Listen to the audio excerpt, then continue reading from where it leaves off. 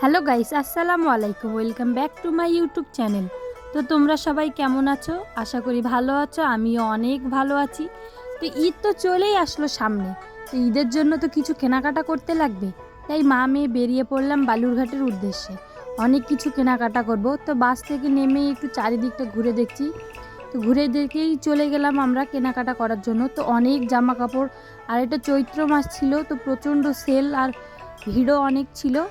তো এখানেই এসে চলে আসলাম আমার মাসির জন্য শাড়ি দেখতে। এই শাড়িটা আমি আমার জন্য পছন্দ করলাম, তো এটা আমি এখন নিব। আর এখানে কয়েকটা শাড়ি দেখালো, তো এই শাড়িটা আমার ভালো লাগিছে, কিন্তু আমার মা বলল যে আমার মার ওরকম একটা কালার আছে, তো লালটা আমার অতটাও পছন্দ লাগলো না, তাই আমি নীল কালারের শাড়ি নিয়েছি। তারপরেই চলে গেলাম আমার খালু আব্বার জন্য পাঞ্জাবি নিতে। তো অনেক পাঞ্জাবি দেখালো, তার মধ্যে আমার একটাই পছন্দ লেগেছে, এই সবুজটা।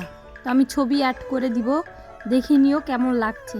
এটাও ভালো লাগলো, কিন্তু কেন জানি না সবুজের প্রতি মনটা আটকে গেছে। তো এই যে আমার খালু আব্বা ঈদের দিন পরেছে পাঞ্জাবিটা, তো পাঞ্জাবিটা নিয়ে আমি খুশি খুশি এখন নাচতে নাচতে যাচ্ছি। বাইরে আরও কিছু কেনাকাটি করার আছে, মাসির শাড়ি হলো, পাঞ্জাবি হলো, তখন কেনাকাটা করে নিয়ে যাচ্ছি। আর এই শাড়িটা আমি আমার মাকে দিয়েছি ঈদের দিন পরার জন্য। তো ব্লাউজ নিতে আসছি, ম্যাচিং ব্লাউজ।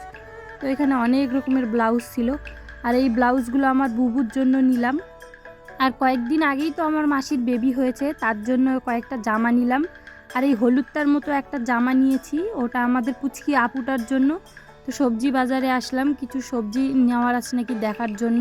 তারপরে চলে গেলাম চিংড়ি মাছ নেওয়ার জন্য। আমি যেহেতু চিংড়ি মাছ খাই না, তো আমার মা শুধু আমার মার জন্য কিনলো।